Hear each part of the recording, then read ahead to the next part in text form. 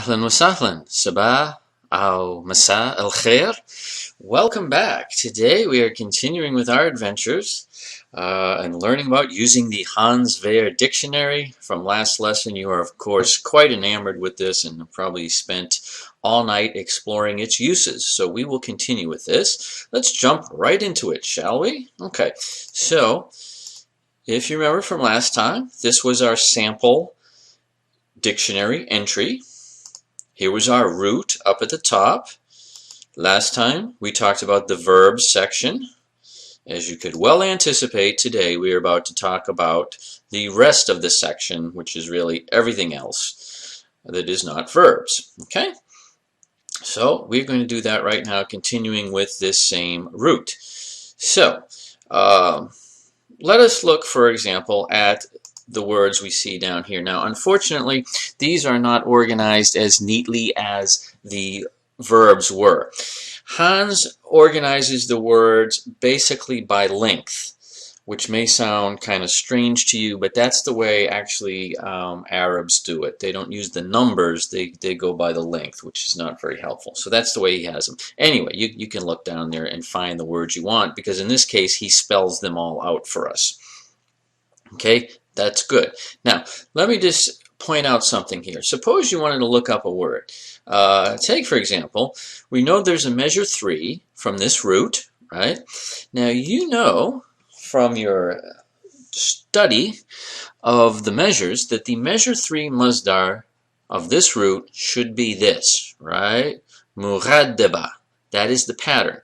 Now, if you look down this list, you do not see that word, although you see a lot of other words you may recognize or could predict. So don't think that this word doesn't exist. What Hans has done, and he's somewhat of a peculiar character, sometimes he seems to want to write everything he can possibly think of, and then at other times he seems to want to conserve space. What Hans has done is he does not list words that he thinks would be obvious, or words that are completely predictable. For example, we know there's a measure 3 of this root. This is what the measure 3 masdar should look like. You can predict exactly what the meaning of this is. If measure 3 is to be on bad terms with someone, then this is the masdar, the state of being on bad terms with them. Since this is completely regular, he doesn't list it. Meaning, as long as there's an entry up here in the top, then the other words will all follow unless you see something else differently down here, and we'll talk about that in a second. So don't assume just because you can't find this word that it doesn't exist. And this is again why it's so important to know the patterns. Suppose you came across this word, suppose you were even, thought you were a successful first-year student and you were able to recognize the root in this word. You skip the first letter and you feel really good about yourself. So then you go to the correct page in the dictionary and you don't find it, and now you feel bad. Well, that's still not enough. What you have to be able to do is look and say, aha, I can look at this and see this is a measure 3 because of the aleph. This is a masdar. There is a measure 3. There's nothing else here to indicate that this has a different usage. Therefore, this is just the standard measure 3 masdar. It means exactly what you think. Now, you look at the size of Hans's book, he could have stuck a few more pages in there and put these in, I think, but that's Hans for you. Okay, so we're going to look at some examples here. Now, I'll just show you one example he does have. Look at this word down here, radib. Now, again, you should be able to look at this and figure out exactly what that pattern is. Radib looks like katib, looks like rasim, looks like latib. It's the same pattern. It is a measure 1 active participle. And so to me, if I look at the meanings here and I look at measure 1, this one to me seems about as predictable as that was, but he has gone on and listed it in something in here for him seems like it was worth writing that. So anyway, Just know that. Be aware of that. That's Hans. So now we want to look at some specific examples of what he puts down here. Now, unfortunately, ironically, this is not a good entry to use because everything here is pretty simple. So we want to pick one that has some, not unusual, but some complications to it. So here, this is a section from one of your favorite roots, and I could only cut a piece of it because it's a very long entry. You should be able to look at this in a second and tell me what root this is. Right, it's kataba. We know kataba has to deal with writing, exactly. We get the word kitab, yaktab, and so forth. Okay, so we want to look at some entries here, and we're going to pick this one in particular, and let's pull it up. Okay, so what do we get? Well, first, obviously, we get the word katib, and we get the spelling here. Now, the thing you notice about Hans, and this is because this book was originally an old book. It has been updated many times since its first edition. But when it originally came out in 1960, the printing was not so good in Arabic. They couldn't print in small vowels. And if you look throughout the book, you won't find short vowels written in. They were just too hard to print back then. Now with computers, it's no problem. So this is why he uses the transliteration. Okay, this is telling you that this has, of course, here's an example of an aleph, a long vowel A sound, so that's no problem. He puts this line over the top of any long vowels. But he wants to tell us, right, that essentially what he's trying to do is tell us that it's this word here.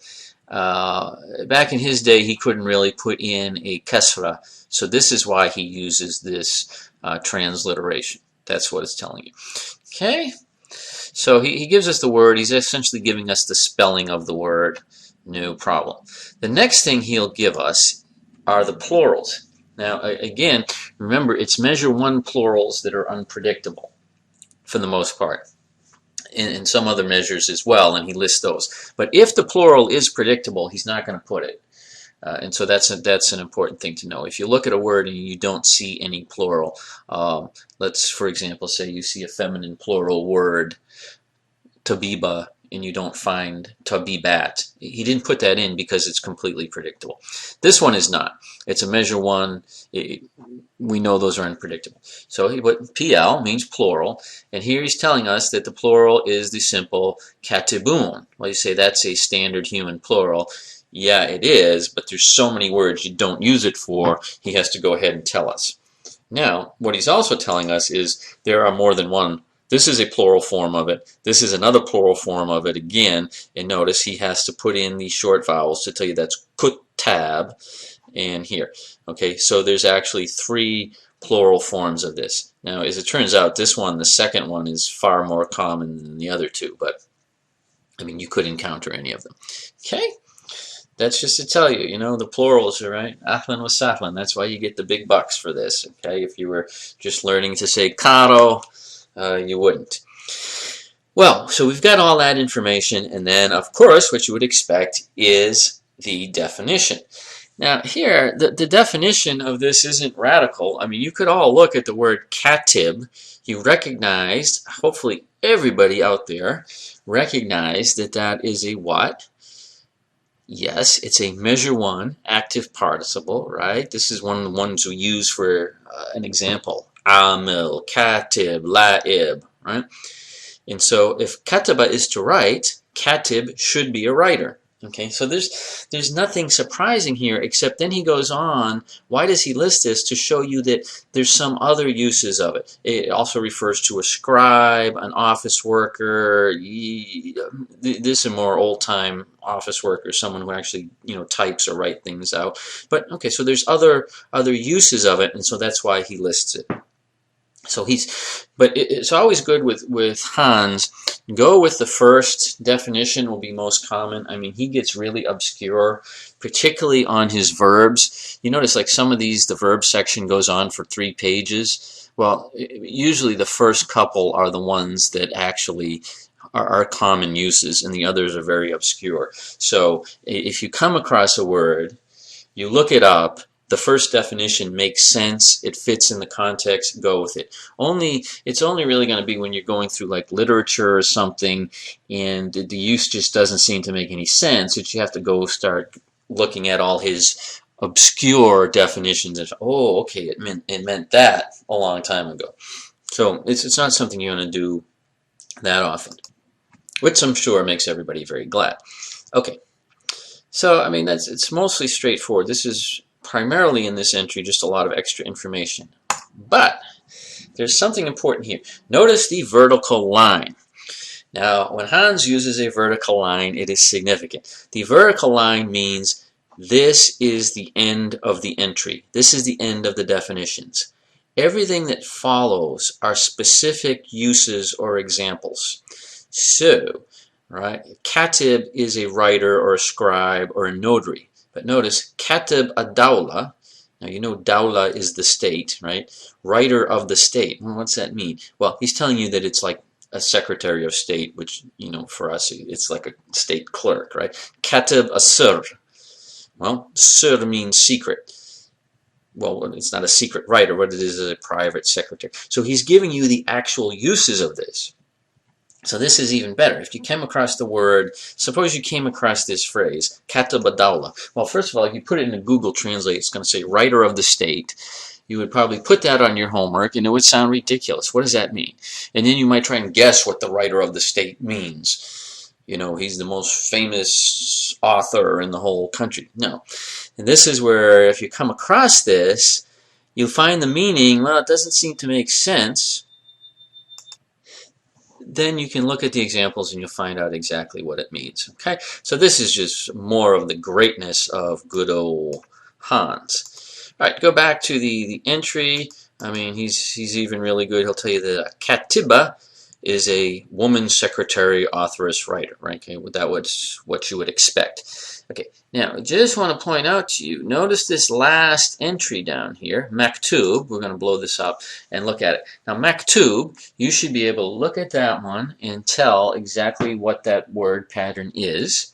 It is in fact an example we have used many times, so if you don't remember it, watch out for the corgi.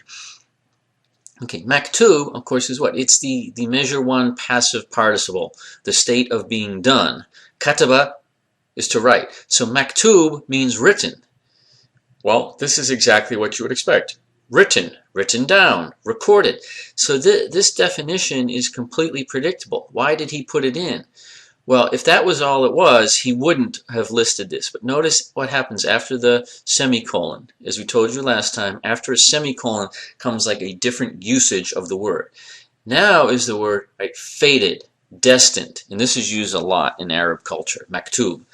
Now, if you think about it, it's a different usage, but it's the same meaning. When they say maktub, meaning it's written down, like it's written down in the book of life. It's written down, it's sealed. Okay, but it means the usage is to be fated. So he puts that in because this is not necessarily a logical conclusion from that. Now, if you came across it in a story, you could probably figure it out. But notice how great Hans is. So if there is any possible confusion, any additional meanings that you might not guess, he puts them down for you. Okay, now we just want to point out a couple more things. Now, believe it or not, we're getting to the end of this. So I just want to point out a couple of things you will encounter in looking at entries. Okay, now, when I first started using the Hans Wehr dictionary, I was amazed at how many words there are in Arabic that mean to look up alphabetically, until I figured it out. Okay, this does not mean the word means here to look something up alphabetically. What he's telling you is go look this up alphabetically. Why? Okay, this is a word ma'sura, meaning it is not derived from this root. And what we've shown you is it's a cutoff part of the entry for the root asara. You can guess that because everything else begins with that. So you might be smart and look at this and say masura. Oh, that comes from the root asara, but actually it doesn't. Okay, it's a borrowed word. It means something else. So that's what he does. If you somehow made a mistake and looked up the word under the wrong root, then because it's a borrowed word, he'll tell you, look this up alphabetically, meaning you would have to go under meme and you would find it there. It's very common with foreign words that seem like they come from an Arabic root. Okay, so that's one you will see. Okay, to look up alphabetically. Here's another that you will see in his definitions. Notice here we have, this is obviously an abbreviation for Syria, this is an abbreviation for Tunisia, this is an abbreviation for Iraq, he has one for Egypt, and so forth. This one, CH, means Christian. What he's telling you, these are specific uses. They're not colloquial per se, they're not dialect, these are actual, real modern standard Arabic words, but these are usages of it that you'll find in those places. So a hakim, a hakim is a judge or a governor, and we're given some examples of it. All right, but notice hakam al-mubara, this is an umpire, which obviously that's used in athletics. Hakam as-salah is justice of the peace, but in Syria, meaning this term wouldn't be used, say, in Morocco. Again, here's one that's used in Tunisia. All right, this word, and notice here, the semicolon, it means this. It means all these, it means this one here, sovereignty. After the semicolon, though, it refers to a judgeship or a jurisdiction where in Iraq. So he's even showing you where specific usages are, so you don't make a mistake. I mean, that's really getting specific, old Hans, but that's how great he is. Okay, all right, let's continue here. I want to show you.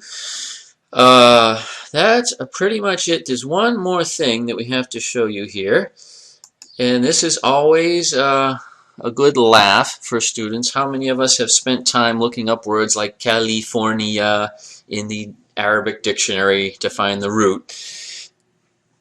Now take a look at all these words. For most of them, you can tell they are what? These are obviously borrowed words, right? Cocktail is a cocktail. Colombo, right, is Colombo.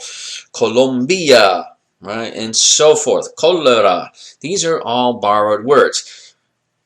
For one, you should be able to tell that because they have so many long vowels in them. But notice what we do. Borrowed words are listed alphabetically. So don't, try and figure out what the root of a borrowed word would be. These are listed alphabetically. Okay? So, although Hans lists things by root, if you ever get really stuck, try looking alphabetically. Like this word here, kulis, okay, which is a very obscure word. It looks close enough to Arabic that you might look it up under the root kaf, lam, sin. You don't find it. You might find a note that says look it up alphabetically. But if you don't, go look it up alphabetically. Okay, now we're just going to do one practice. Isn't that great? Okay, just one practice. Here we have 3 sentences. They should all be fairly simple to you. You should know all the words in here, but you will need to actually look them up to figure out what they mean, because if you read them, they might not make sense. So why don't you pause right here, and use your Hans Wehr dictionary to figure out what these sentences actually mean. Okay, so we will wait, pause us, and come back. Okay, we told you to pause. Go ahead and do it. Stop trying to fake and go right to the answer. Okay, did you actually pause it this time? All right, good. So you figured all these out. Well, hopefully you looked at these and recognized these are all the same verb. And you should be able to look at it and tell it's a measure 1 verb. Okay, there's nothing else added on there. So talabtu, great. Now, what does it mean? Well, what you also notice is the prepositions are different every time. Talabtu illa al-mudir. Well, what did I do? Well, here's talaba. Oh, talaba means to search. But wait a minute. What do we have here? We have this preposition illa. Talabtu illa means to call upon, or to appeal, or invite, or beseech. Well, talabtu illa mudir, period. It doesn't say what we appealed to him for, what we asked him for, what we're begging for, right? So we can assume the only one that sort of works here is to call upon. Right? I called upon the director. Paid him a visit. Okay, let's look at the second one. Talabtu min el ustad musa'ida. Okay, we have a min, and then we have a direct object with no preposition. Well, let's take a look. Do we see? Here's min.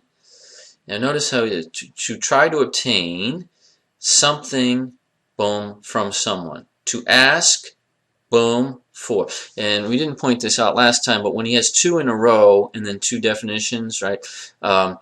Min and then a direct object, someone, for. Well, I mean, it's common sense, but what he's saying is you ask from someone for something. So, talabtu min al-ustadh musa'ida. So what did I do? I sought, I asked, I requested. I sought from the teacher, what? Musa'ida. Musa'ida, obviously assistance. Okay. Talabtu kitabi fi maktab. I called upon my book. I requested my book. Well, let's see. Here is one. Talabtu kitabi. You notice there is no preposition. It's a direct object. Here is the symbol for that. And so, to look, to search for something. Notice in English we say search for. Now, in Arabic you don't say talaba illa or li. It takes a direct object. It takes no preposition. So, talabtu kitabi. What? I searched for my book in the office. Fil maktab. So notice, same verb 3 times. The meaning is different. I mean, it's slightly different. It's not radically different. But you would get it wrong if you thought this was I was searching for the director. I was paying a visit to the teacher. It wouldn't fit. And so Hans helped you to understand those. Okay. So thank you very much. On behalf of my good friend Polly here, so you thought it was going to be a dog. It is a mammal. On behalf of my good friend Polly the dolphin, swimming proudly in Honduras, we wish you all the best, and go hit those exercises and get proficient with that Hans Wehr dictionary. You want it to be like your trusty right-hand tool, okay?